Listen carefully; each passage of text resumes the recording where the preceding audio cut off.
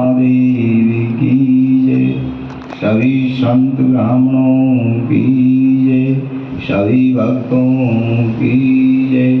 लखदातार की जय। बोली साची दरबार की जय। लाइट न बंद करिए, लाइट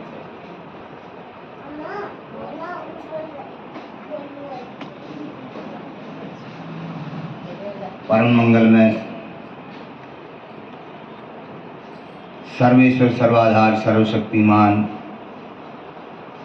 आदि अनादि अखंड ज्योति स्वरूप देवाधिदेव आदि गुरु भगवान शिव कुल गुरु श्री हनुमान जी महाराज,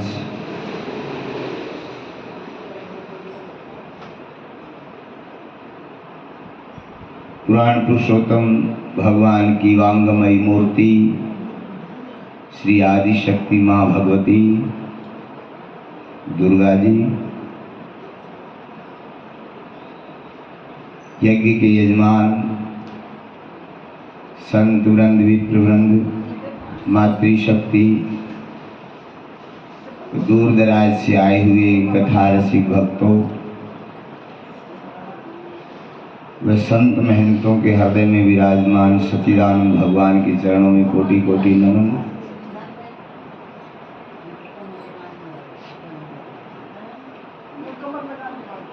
आज श्रीमद् देवी भागवत महापुराण कथा यज्ञ के पंचम दिवसीय कथा आपको श्रवण कराई जाएगी। चतुर्थ दिवसीय कथा में आपने अनेकानेक प्रसंगों को श्रवणपान किया, किस प्रकार माँ भगवती कृपा करती हैं और जीव का कल्याण होता है। तो आइए अमृतमय कथा में प्रवेश करें। अपने तन मन और वाणी को पवित्र करते हुए एकाग्र भाव से माँ भगवती के चरणों में समर्पित होकर के माँ का गुणगान करते हैं और हरि स्मरण के साथ ही कथा में प्रवेश करते हैं। बोली जगदम्बे मैया की जय। ओम सर्व मंगल मांगल्ये शिवे सर्वार्थ साधिके शरण्ये त्र्यंबके गौरी नारायणी नमोस्तुते। बोली जगदम्बे मैया की जय। श्री वेद व्यास जी महाराज ये अमृतमयी कथा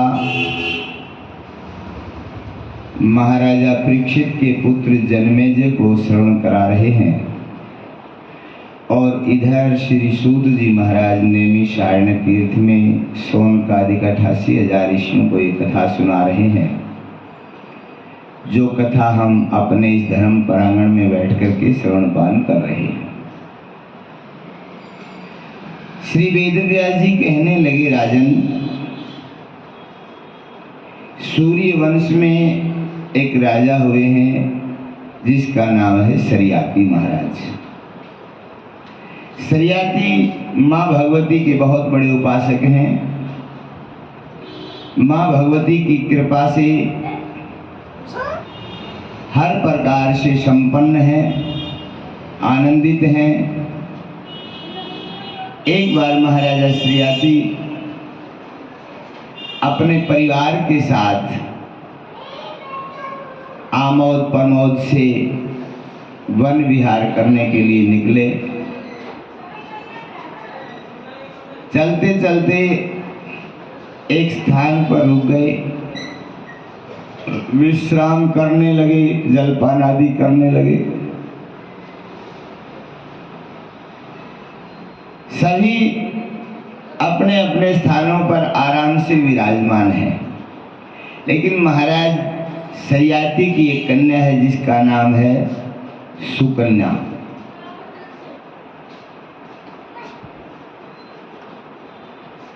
अब ये अपनी सहेलियों के साथ वन विहार करते हुए, घूमते हुए इधर उधर मंडराने लगी। देखते ही देखते एक स्थान पर पहुंची जहां पर एक बहुत बड़ा मिट्टी का ढेला नजर आ रहा था। दीमक की बोंबी थी, लेकिन दो सुराग नजर आए जहां से प्रकाश निकल रहा था। बच्चे थे, खेल ही खेल में सुकन्या ने एक कांटा लिया और देखा ये प्रकाश इस छिद्र से निकल रहा है, तो ये यहाँ क्या है। उस कांटे से मिट्टी को हिलाने लगी और उस कांटे को जैसे ही उन छिद्रों में डाला, वहां पर चमन ऋषि बैठे समाधि में। उनकी नेत्र दृष्टि का प्रकाश था। उस कांटे के द्वारा सुकन्या ने उस महात्मा की आंखों को फोड़ दिया। रक्त की धारा बहने लगी। अब बच्चे थे, भयभीत हुए, वहां से भाग गए। लेकिन एक ऋषि का प्रभाव था, तपस्या का प्रभाव था। जितने भी राजा के परिवार वाले थे या जो भी हाथी घोड़े जो सवारियां थी, जितने भी जीव थे, सबको उदर शूल होने लगा, यानी कि पेट में दर्द शुरू हो गया।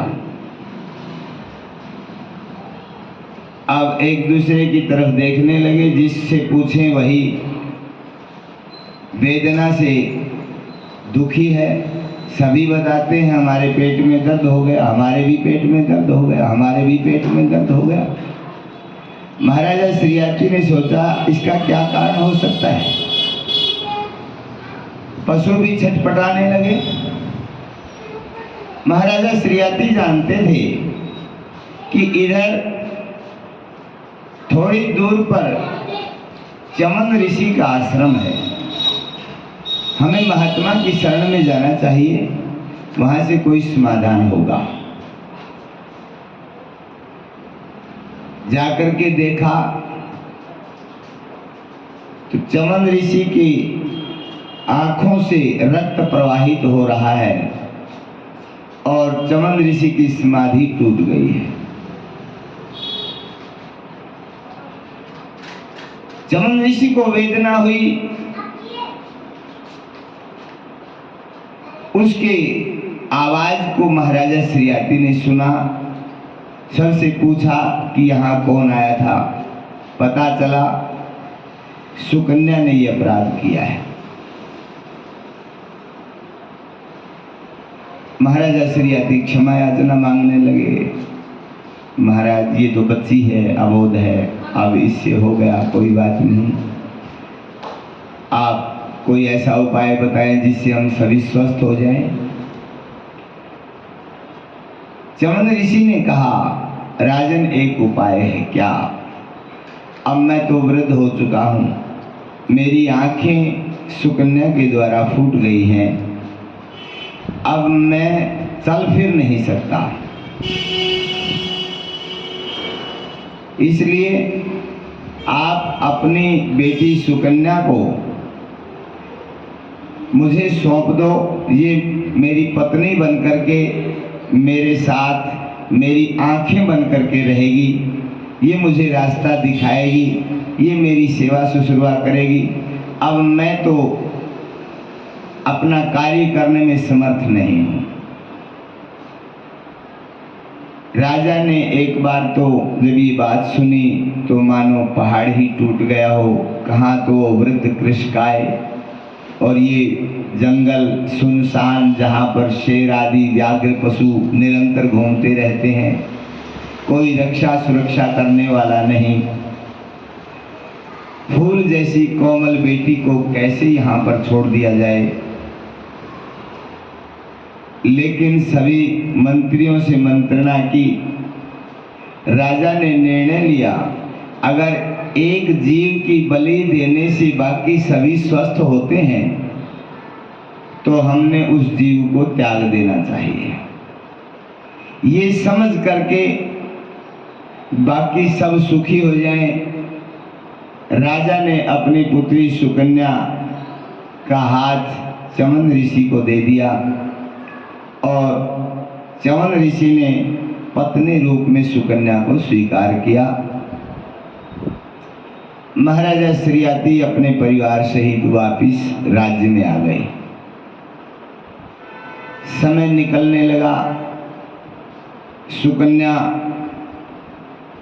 अपने वृद्ध पति अंधे पति की खूब सेवा करने लगी। तन से मन से एकाग्र भाव से परमात्मा मान करके सेवा करने लगी। हर कार्य समय के अनुसार, अब मेरे पति को क्या चाहिए, अब मेरे पति की क्या सेवा करूं, मन लगा करके करने लगी। समय निकलने लगा। वेद व्यास जी कहते हैं, राजन, पास में ही सरोवर था। एक बार सुकन्या अपने पति को स्नान आदि करवा करके स्वयं स्नान करके बाहर आई। उसी समय सूर्य के पुत्र अश्विनी कुमार यहाँ पर आ गए। अश्विनी कुमारों ने देखा इतनी सुकोमल कन्या इस वीरान बियाबान जंगल में अकेली। सहसा खिंचे चले आए, आकर के पूछा, देवी तुम कौन हो, तुम कहाँ से आई हो, यहाँ रहने का क्या कारण है? तुम तो इतनी सुंदर हो कि स्वर्गलोक में अप्सराएं भी इतनी सुंदर नहीं है। आप चाहो तो किसी देव के साथ आपका विवाह करवा दें। सुकन्या ने कहा, मैं महाराजा श्रीयाति की पुत्री हूँ, चमन ऋषि मेरे पति हैं। सारा वृतांत सुनाया कि मेरे कारण ही उनकी आंखें चली गई, अब वो अंधे हैं, वृद्ध भी हैं, उनकी सेवा में मैं लगी हुई हूँ।